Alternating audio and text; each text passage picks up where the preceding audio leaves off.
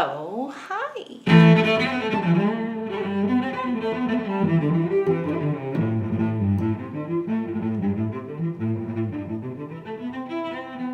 This week, we're making the robe. I mean, it did actually end up being a wrap dress with the pattern that I chose. Is a robe not just a loose-fitting wrap dress? If you missed last week, that's where I made the actual print. It did some testing out and figured out that I could indeed print with fabric ink on velvet because I had never tried something like that before. Also, y'all, I know velvet does the thing where it sheds everywhere, but I forgot, and it's somehow worse than faux fur because they're such short fibers that I just had a coat of what looked like red chest hair covering all of my body. But it's done enough. I do think there's some tweaks I'm gonna make. The pattern does call for a bias tape bound edge. And of course I didn't look at any of the notions or anything when I was checking out the pattern. I was just like, yes, this is the style thing I would like. And I had the pattern in-house and had been wanting to try it out. And this is where it got me. But I'm also considering doing a lining. So I can either bag the whole thing out and have it lined, or I can bias bind the edge because it does have this I don't know, not puckering, but it's clearly from me stretching it to fit around all of the curves because I just folded the edge under once and it absolutely does not look super neat. But I don't have any lining fabric or bias binding in-house that would suit this at all, so I'm gonna have to wait on that. The main part is done.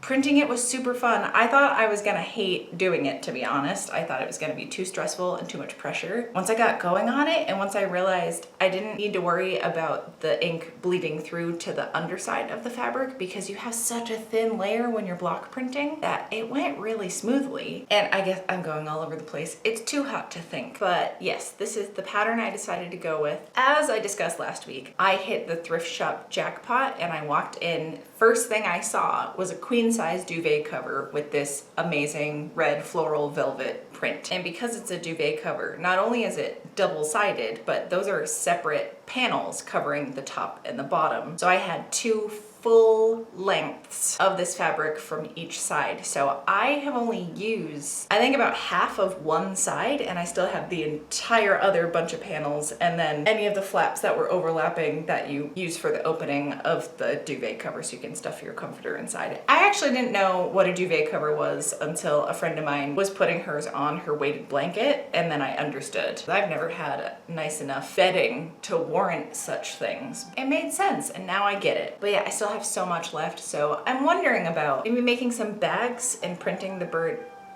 Excuse me, Rooster Man. I'm wondering about the level of interest if I made some bags with the bird print on it. The rooster just hears me talking about birds and he's getting upset that I'm not talking about him. I think that's what this is. I think it's like a pheasant or something on here, my guy. It's not a chicken. I would close the window, but I will literally burst into flames. So just making some ambient noise. Anyway, roosters aside, I guess I was expecting to use a lot more, but I think I underestimated how big a queen size thing is because it's generally going to hang over the edges, right? Where a queen size mattress is already pretty big. I don't know. I feel like anything that has to do with the domicile, I have zero understanding of. Also, that's probably the only time I've ever used the word domicile, so hopefully I used it correctly. Oh boy. I'm considering making bags. If there's any interest, I do have an event I'm working in September called Granite State Comic-Con, and I very badly want something Our Flag Means Death themed at my table, and I can't think of a more perfect thing than this. Still really like how all of this ended up looking. The velvet is very effective. It's got that little bit of shine to it. It just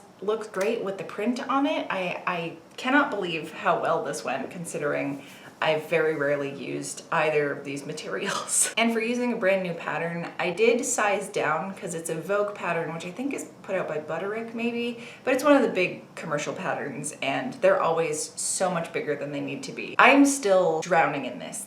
It's a little too short on the shoulders, but I'm also very broad chested. I'm not surprised by that being the problem. But even with the overlap it's supposed to have, the pleats on the front are not sitting to the sides as far as they should be. They're kind of in the center overlapping over my stomach, and I guess I could have just put the hook and eye on a little looser, but then it was going to be hanging too open. So yeah, I don't know. If any of you have done this pattern before, let me know. I don't think I picked an appropriate fabric for this pattern. I don't know if it's supposed to be knits or if it's supposed to be like a woven. I'm absolutely willing to try again. I don't know. It was a lot of pleating and a lot of darts, but it did look really cool. I feel like half of the construction time was just doing the pleats and the darts, which I guess indicates to me that it was a quick sew otherwise and that I should just deal with it and make another version sometime. Where I do really like wearing this. I feel very luxurious, but I don't know if that's the fabric or the cut of the dress I made. As far as taking the duvet apart, I took my time seam ripping any of the overlapping bits for the opening, and then I cut apart the two sides. And then there were these seams where I assume is like where the edge of the bed would be and it hangs over. They were like narrow panels either end and then a huge panel in the center of each side. So I was able to get all but one of the pattern pieces out of those side pieces off of one layer of this fabric. So that's why I still have so much, because it's so tall that I was able to fit a lot of things going up the piece. And I had considered saving myself some time and laying the full sheet, because this was an uncut pattern that I was using. And I considered laying the whole thing out and like cutting the paper at the same time as the actual fabric, because that's something we did at the costume shop I worked at just for efficiency. But there's no way I could have gotten as good of a layout and like efficient use of the fabric had I done it that way.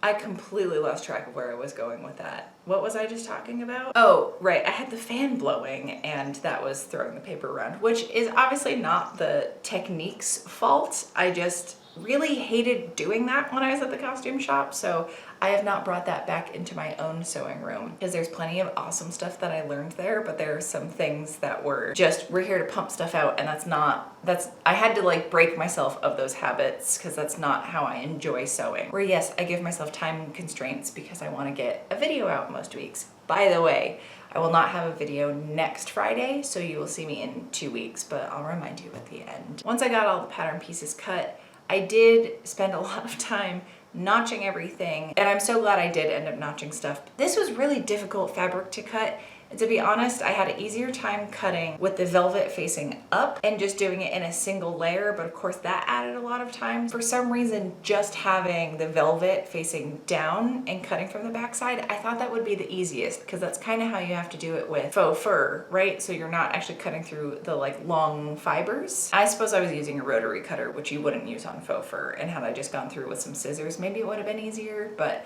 it was kind of frustrating fabric to work with because there's no stretch either way, but then there's so much stretch on the bias. I was really thrown off by that. So there was like weird amounts of movement where obviously I cut along the grain line indication on the pattern pieces, which usually is where those issues come from. It's like not cutting it out the right direction, but here we are. Velvet has like a directional nap a little bit where I don't notice it texturally speaking, but I do notice that like different angles of light hitting at least like the bird print and kind of completely changes the color of it, much like it changes the flowers on the actual fabric, which I think is cool. It's on a curvy body to start with, so the light's going to be hitting it at different angles to begin with, and I don't know how much of that is directional, but yeah, if I like run my hands across it, there's not one way that feels that much rougher than the other. Where I've made a velvet dress before, I actually just bought myself more of this style of velvet. It's like a crushed stretch velvet from Joann's, and there's a really fun twist front dress that I made I think a couple years ago now from one of the Tilly and the Buttons books.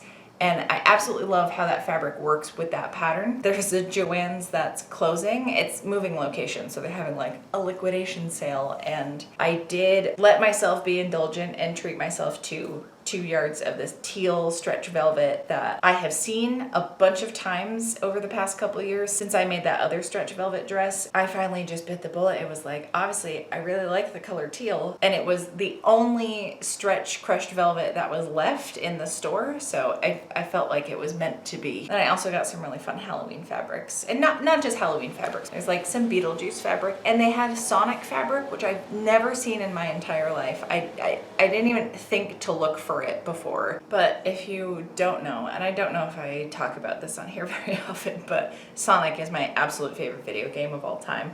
And I did watch the show in the mornings before school. I think that was when I was in like 3rd or 4th grade. But Sega Genesis is my favorite system, and my lovely dear partner gifted me a Sega Mini recently, and I I cannot tell you how hard it is to not just spend my entire afternoons playing Sega games. That one in particular, even though I spent probably years of my life on that game, still just makes me really happy and I have a lot of fun playing it. Just the original one. I think there's Sonic and Tails on the Sega Mini as well, but no Sonic and Knuckles or anything. There's the like Dr. Eggman Bean Machine, which is essentially a Dr. Mario type game. Also, I still don't understand why it's Dr. Robotnik in some things, but then Dr. Eggman and other things. Please let me know your thoughts on Sonic things, because I have a very strong passion for it and there's not often a lot of opportunities to discuss it with people. Not that there's all that much to discuss. I just really like playing the game. Do you also like playing the game? Did anybody else watch the cartoon? I don't even know what channel it was on. I don't think it was a Disney or Nickelodeon thing. Maybe it was on like UPN in the mornings.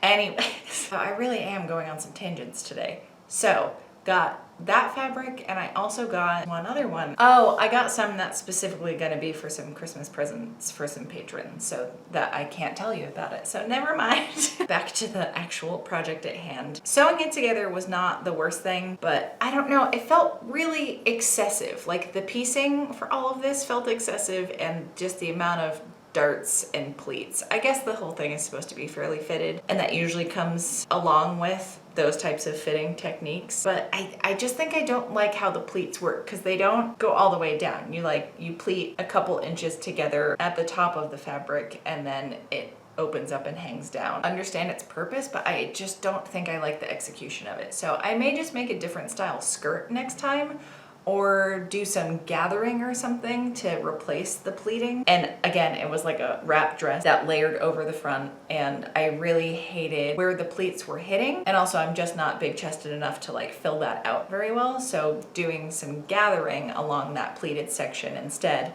gave them just much better effect, and I like how it looked, and I think that's what I'm gonna do on this next time I make it. Things are coming together. I should make sure I do another sketch of that, because I think I definitely considered making a sketch for this, but I don't think I ended up doing it. I think I was mostly focused on like printing the fabric, that I wasn't even that worried about what style the dress was. And yeah, overall, the fit was okay. The dress does have like a tie that happens on the inside, and then there's the overlap that happens, and then you set up like a hook and eye on the other side. So there is some adjustability within the fit of the dress, which I also really like. It is comfy as hell. If it wasn't still peak summertime, I would be wearing this more often. Yeah, like I said, I really want to redo the edge with some bias tape, and or add a lining and like bag it out that way. I can still bias bind it even if it has a lining. I feel like this has been particularly all over the place, but I guess they all are they not? I don't know if you can tell, but I had a lot of fun putting this one on and just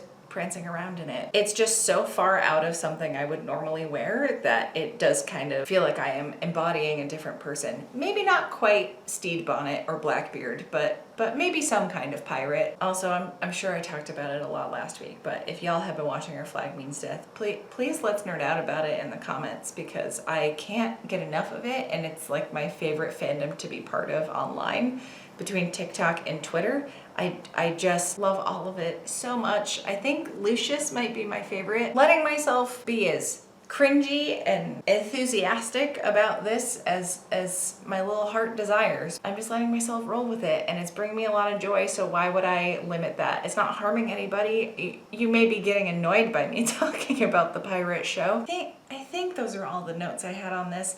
I mean, obviously printing the fabric was fun, as I said, like unexpectedly fun, and I played around with mixing the color, and I do like the shade I went with for this, but I kind of like the idea, much like the original Velvet, it's made with block printing, so there's like differentiations in each one because it's handmade designs in India. The uniqueness of each batch of things made with it, like it being slightly different color ink each time I make something. Like when and if I make the bags out of this fabric, when I print the birds, it's going to be a different shade just by virtue of me having to mix another batch of color. Just so neat that it prints so well and you get such good coverage and such a good color, and I'm just absolutely smitten with lino block carving as an art form. I'm really enjoying it, and I want to keep making more. Okay, I think I'm hitting my like scatterbrain wall and don't think I can make words anymore, and also my stomach is growling, so I need to go feed myself. It's been that kind of heat. I'm so sorry to keep bitching about this. that I've had such little appetite, but then I feel unwell because I haven't been eating. So it's absolute crapshoot for so many weeks this part of the year. So I'm ready for it to be done. Very ready for it to be done. As I've mentioned earlier in the video, I have an amazing group of folks over on my Patreon that make all of this happen. It's why I was able to go and get fabric at that liquidation sale. Granted, it's almost all going to be put into inventory, and anything that isn't built for inventory will be stuff I'm making for videos. So it's all work related, but still, I wouldn't have had the funds to do that without y'all. So thank you for letting me use nicer stuff now, because I used to literally just try to make everything from trash, and that's fun. It's a great challenge, and I have made some very cool things with things that I've literally taken out of trash cans, but I also like when I don't have to be completely limited by that. And again, there won't be a video next Friday, but the Friday after that, I'll be back with another project. I haven't completely decided what I'm gonna tackle next, but at least I have this like window to decide these things, where it could be another Our Flag Means Death project that I keep putting off, but definitely wanna have done by the time I go to that convention in September. We'll see. If you have any thoughts or feelings about this, please let me know. And we'll see you back here in 2 Fridays. Thank you so much for hanging out. If you like, then should have put a bird on it. If you like, then should have put a bird